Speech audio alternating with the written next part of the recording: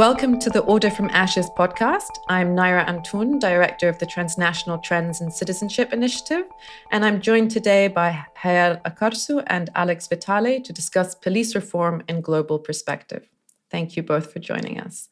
Hayal is an assistant professor of anthropology at Utrecht University in the Netherlands. Her research project is an ethnography of police reforms in Turkey. Alex is professor of sociology at Brooklyn College and the CUNY Graduate Center. He's coordinator of the Policing and Social Justice Project. Thank you both for joining us. So perhaps we can start off by just from the observation that we're sort of seeing reform discussed in a lot of settings and a sort of crisis and questioning of police legitimacy. In a lot of places. Could we say there is a global crisis of policing and policing legitimacy, or are there several different crises at the same time? Hayal, maybe you can start us off. Hello, everyone, and thanks, Naira, for having me.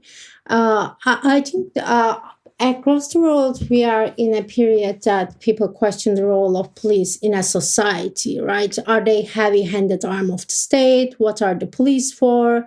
Whose interest are they serving? The state, corporate actors, or ordinary citizens whose lives matter or are protected by the police, and at what cost? And I think police have a really interesting interesting role here, sitting at the intersection of state and society. Therefore, they are also at the center of many contested debates over citizenship, belonging, democracy, and rule of law, right? And for instance, I was the other day reading a recent survey in Turkey where researchers have found out that even those people who have trust on the effectiveness of the police, for instance, solving crimes, they are still suspicious that they will be treated unequally when they encounter with the police. So this is really important, that the sense of discrimination that people have, the kind of all of this trust issues, I think they are very central to the global legitimacy crisis of the police. And especially in contexts like Turkey, where we see this authoritarian government which utilize police to for the political oppression. Really, policing crisis is also interrelated with this crisis about people's sense of justice, right? And another thing, maybe just most of the time unnoticed, that police are usually sitting on the very enormous amount of resources. They are investing on high-tech technologies, weapons, surveillance mechanisms, but we are also at a time of economic crisis, and there is this resources being retracted from welfare services. So this is also this question about where do the states spend the money. So these are, I think, some of the general causes that we can think globally in terms of the policing crisis. Alex? Yeah, I think that's right. And I think, so we have to understand that the crisis looks different in different places, but there is a kind of broad global crisis of policing right now. And what I've seen is, either it's driven by repressive political policing in places like Chile and Colombia and Turkey.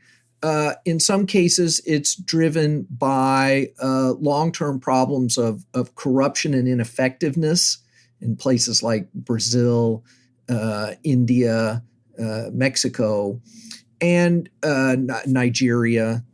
And in other places, South Africa, sorry, the list is very long. And in other places, though, such as the United States and some parts of Europe, what we see is a crisis in everyday policing. Which is, I think, motivated by a broader kind of consciousness about the connection between policing and racial injustice. So that even policing that is not overtly corrupt or even, grossly excessive is still under significant fire, sometimes triggered by, a high-profile, outrageous police killing. But I think the level of protest and the deepness of the legitimacy crisis is driven by everyday policing, traffic stops, stop and frisk practices, and from South London to the South Bronx to South LA. And so there's not a one-size-fits-all solution to this problem. Mm. And would you say, Hayal, and some of the opposition to policing in Turkey also stems from everyday policing? I mean, when we think of, one framing that I think is a useful framing for the 2011 uprisings in the Arab world was the question of it being opposition to police brutality. And I think often the focus in media representation was on the torture of activists and dissidents. But I think that a key motivating factor for people and why, or one of the reasons it crossed class, was precisely the opposition to the long-term effect of this brutal everyday policing that was often along class lines. Hayal, what's it like in Turkey on that front?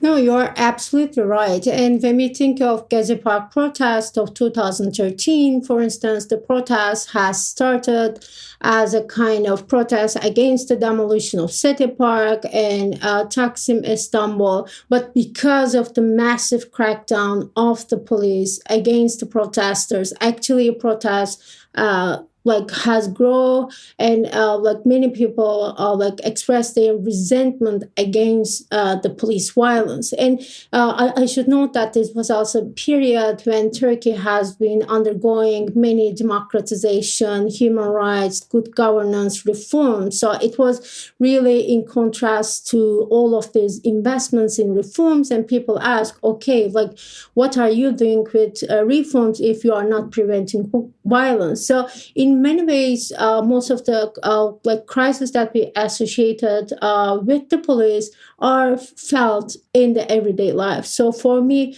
it's also kind of hard to make this distinction between the everyday life and not everyday life policing, right? So I definitely agree. And you brought up the Gezi Park protests and the repression.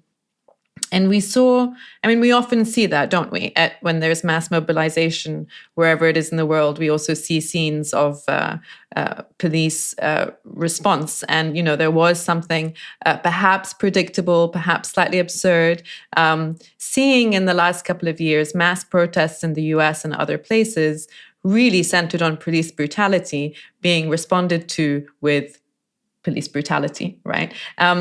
Is that something that we often see, and does it mean does that turn people's gaze to police brutality, whatever it is that they end up protesting about, or not necessarily? I think because usually police brutality is very spectacular, right? All these tear gases, water cannons, all this kind of even televised specter of police violence. Of course, creates resentment among the people and in the opposition.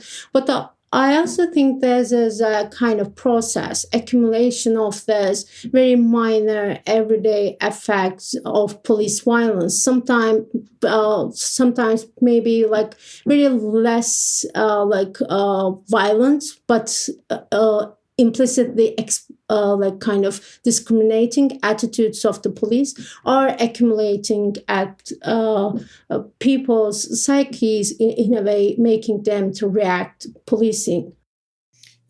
I think part of what's going on in terms of reactions to the policing, the violence of protest policing, is that, most everyday policing is experienced primarily by poor and vulnerable communities. And middle class, upper middle class members of society often have very little interaction with the police. And I think part of what we see in places like Hong Kong Istanbul, Santiago, is middle-class people engaged in pro-democracy type protests being subjected to policing for the first time in their lives. And so this is forcing them to have a kind of reassessment about taken for granted views about policing. Exactly. That was actually one of the criticisms that people from the Kurdish movement made against some of the Gezi Park protesters, right? Because this was the first time for some middle-class Istanbul citizens to face the brutality of the police when police have been doing all of this in the Kurdish majority cities. So it was no longer the smiling, serving face of the police, but really the police as a kind of thing, injustice in the society, like kind of these middle class opposition. It was first time for them to experiencing such kind of like police violence. So this is something that we see across context, right? That where there are protests that have a relatively wide demographic, we have people who in their normal lives might ask the police for directions, call the police when a crime is committed,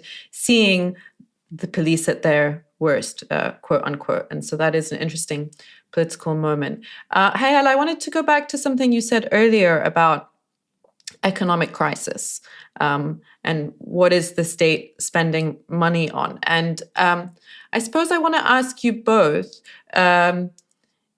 could we say that there are global economic factors to this? Can we link increasing economic inequality with this question? Actually, maybe Alex, I'll turn to you first. Yes, I think absolutely. I think, and maybe we should understand it in two ways, right? Is that we do have a kind of global integrated economy that has in some settings, produced some advances for the middle class in places like China and India, but it has also created tremendous polarization. And huge numbers of people are being left out of this period of economic growth. And that is producing two types of crises that have been responded to with policing. The first are organized political protest, calling for more democracy, greater economic inequality, less austerity, etc. And on the other hand, it's given rise to a combination of low-level disorder and what we might think of as criminal behavior. Increases in black market activity, street crime in places like South Africa and Brazil, for instance, and also the growth of problems like mass homelessness, untreated mental health and substance abuse problems, which we see in Western countries, in Europe and in the United States. And policing is being used to aggressively manage those problems, but they don't actually have tools to solve or resolve those problems satisfactorily. It's a form of repressing those problems, and that is directly contributing to the legitimacy crisis. And that's what we mean, or that's what people mean when they refer to policing the crisis, right? It's this economic, broader crisis, actually. Hayal, did you have anything to add? Exactly. Maybe I think at where Alex left, actually this is really tied to legitimacy crisis in terms of we can think that police violence or policing comes into stage when the state runs out in governing the populations or the problems that they have, right? Because most of the time we are grouping so many things like economic inequalities, social inequalities, all kind of problems. And then the solution is usually kind of asking police to solve this problem. So this is a kind of like a general problem we have.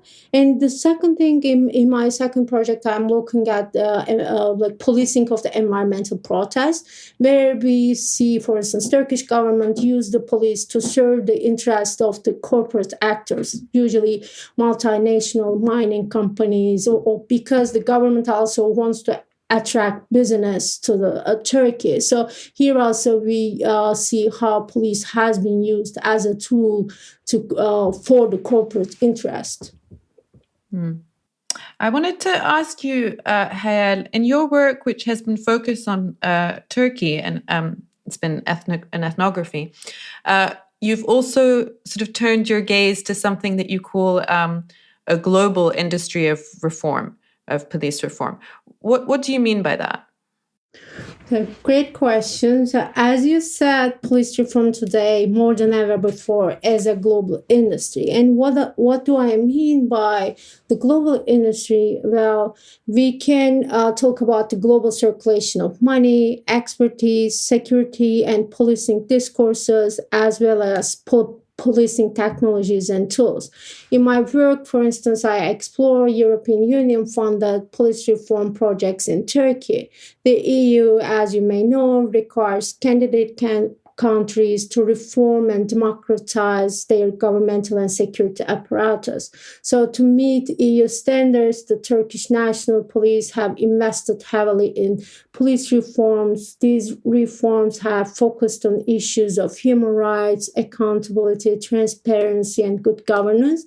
But these are the projects that we are have millions of euros of budgets. So like investments in personnel, training, equipment. So despite Turkish entry to the EU now being a distant prospect, most of these investments remain active. And I should also emphasize that, especially in non-Western contexts, all of these police reform projects are also related to broader democratization, good governance, development kinds of projects. So some of the projects I followed were also funded by UNDP, World Bank money. And secondly, we can think of this kind of networks of experts, right? There's international security experts, policymakers, human rights activists, and even people that we might call police reform gurus.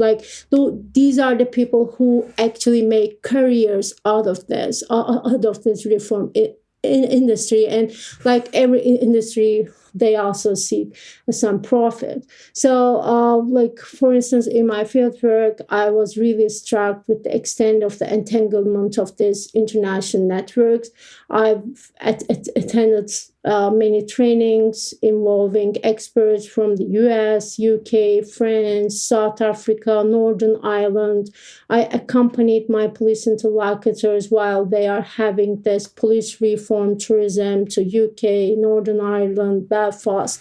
So especially places like, for instance, Northern Ireland and South Africa, they now advertise themselves as showcases for police reform in post-conflict situations.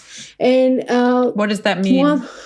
So, for instance, because of the kind of reforms after the in the post-apartheid period, or in the Northern Ireland, all of this police reforms are packaged in a way to be sold and transferred to the countries transitioning to the democracy, or all these kind of post-conflict situations. They are turned into best practices, standards to be implemented in different locales. So these standards, these are kind of templates that are the same in all of these. Exactly. There are templates. For instance, they have different categories like police professionalism, do this, don't do this, or community police interaction, have community police gatherings, or do this, don't do this. So all kind of, even there is one booklet with almost 140 items, the kind of list of things, which was even taught as a textbook in the police academy when I was doing a field work. It's really bullet point, item by item, list of things one need to do or not to do for reforming the police. And the mentioning my fieldwork on the Turkish National Police Academy, I have also noticed that Turkish police have prepared all of these international catalogs and have been having trainings for the police officers in the Middle East and Africa. So it's not just the global circulation of reforms from like West to non-Western countries, or what we call global North to South. So just to Hayal, just to understand correctly. So Turkish police have attended sort of multiple trainings. Exactly. And then they themselves have delivered similar training to other police forces in the region. Is that what you're saying? Yes, exactly. So, for instance, because Turkey has been reforming its police and security apparatus for more than a decade, now it's also advertising like itself as a kind of exporter, importer of the reform to those regions. So I attended trainings where there were officers from different Middle Eastern countries getting training from the Turkish police about how to do things. So it is because Turkey also has this kind of geopolitical ambitions about like kind of leading model, being a model in the Middle East, in the developing world. They are in a way incorporated, reutilize these reforms to insert their influences in different regions of the world. Right. So the existence of this reform industry provides a kind of further opportunity or tool to play this regional role. Exactly, right? And exactly, and it's not just about police reform, as I should underline. It's also, this is something we also see, all this South like kind of exchanges. We also see this in the development areas, in, for instance, energy transition projects. Or the idea is you are not going to learn it from the West, but from us who have just gone through this process, right? Very interesting.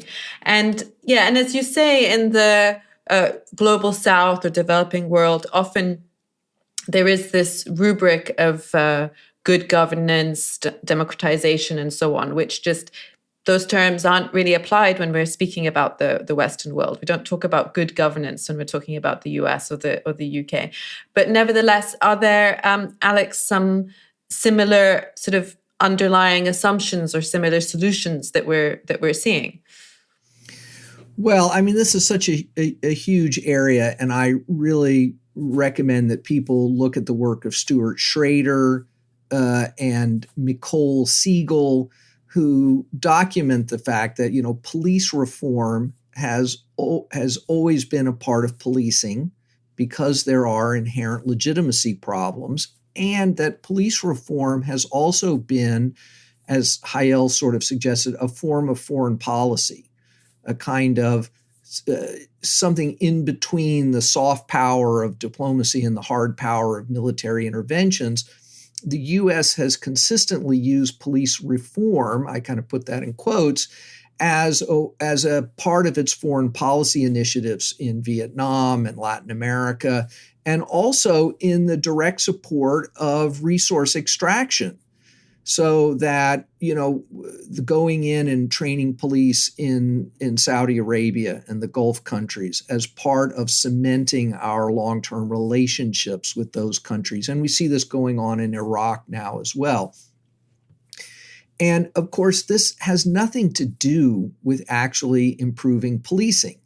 So Hayal mentioned South Africa holding itself out as a beacon of policing. But if we look at, for instance, Zianda Sturman's book, Can We Be Safe, about South African policing, there's nothing really to celebrate there. They should hardly be held up as a model of, post-conflict policing doing better. It's largely unreformed in essence, despite the expenditure of hundreds of millions of dollars in training and equipment and professionalization and all the rest, because the underlying policing mission that they are pursuing in South Africa is fundamentally problematic.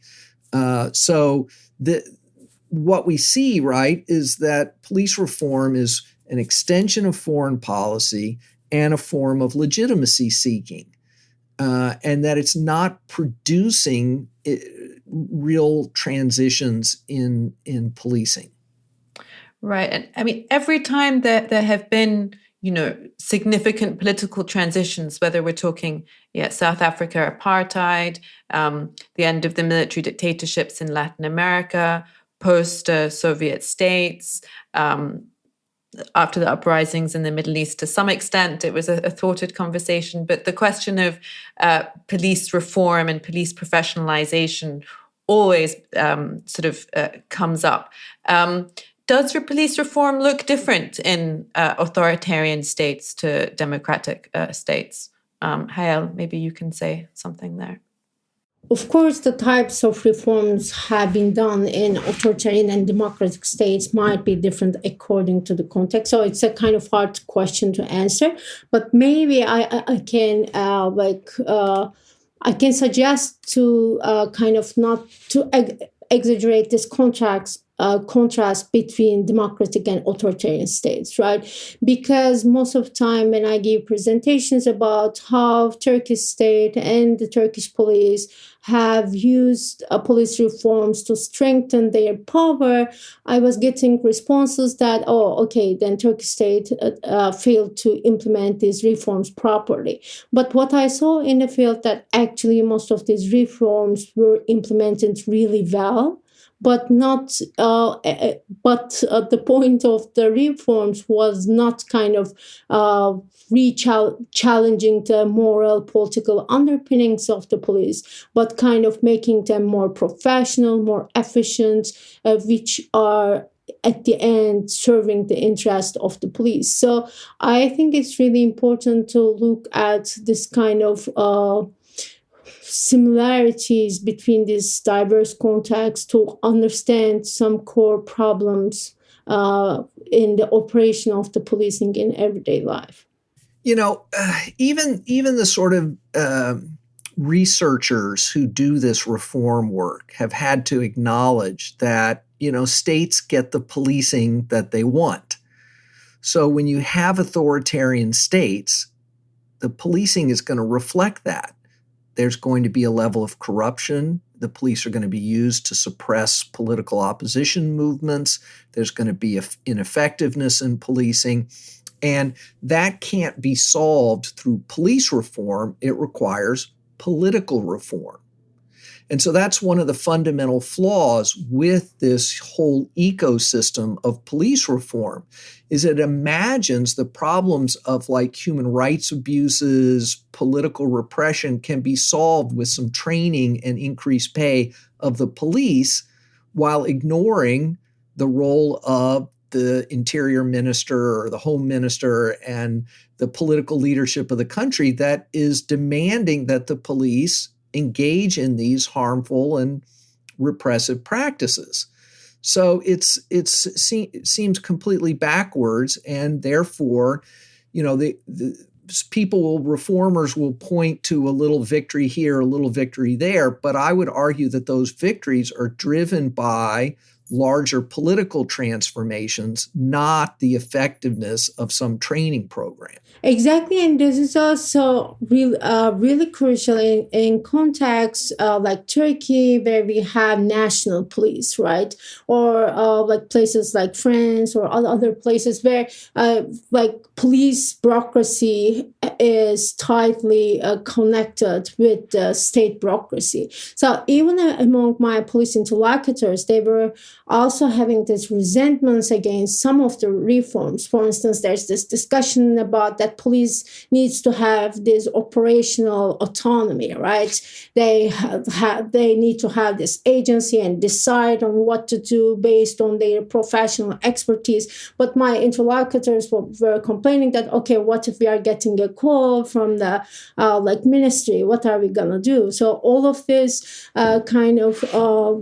networks really underlines the importance of not to decoupling police reform from the political reform.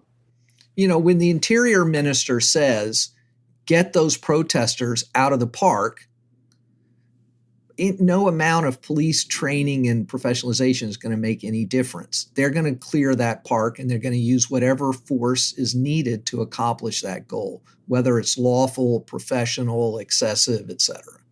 Right. And across both democratic and authoritarian states, we have this question that you've both alluded to of the links of a state with corporate power. So perhaps the type of research that Hayal is doing on environmental protest is going to be, an increasingly important one across many contexts and different kinds of states. Do either of you have anything to add before we wrap up?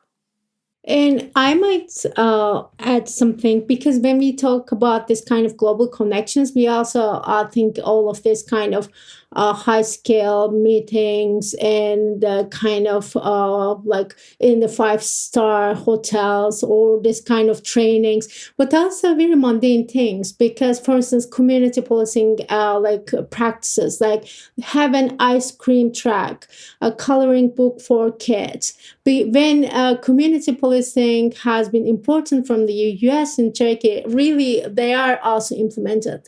Now Turkish police have this kind of ice cream tracks, this coloring books, this fancy brochures, or this mascots. So we also need to pay attention to this kind of very mundane objects of police reform that travel and infuse the everyday life.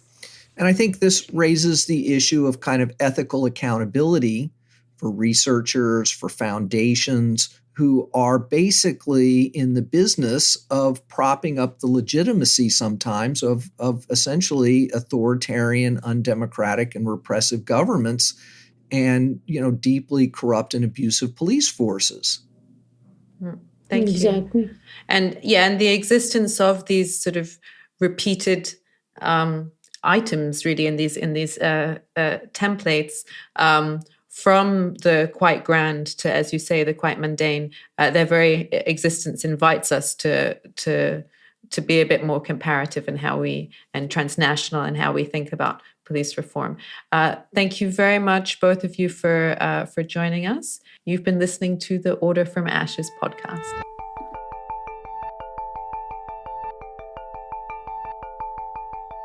The Order from Ashes podcast has been brought to you by Century International. Our work builds on more than 100 years of commitment to international peace, security, and governance at the Century Foundation. We are independent, critical, and progressive. For more information about Century International's work, please visit tcf.org or follow us on Twitter and Facebook. We depend on audience feedback to reach new listeners. If you like what you hear, please leave a review wherever you get your podcasts.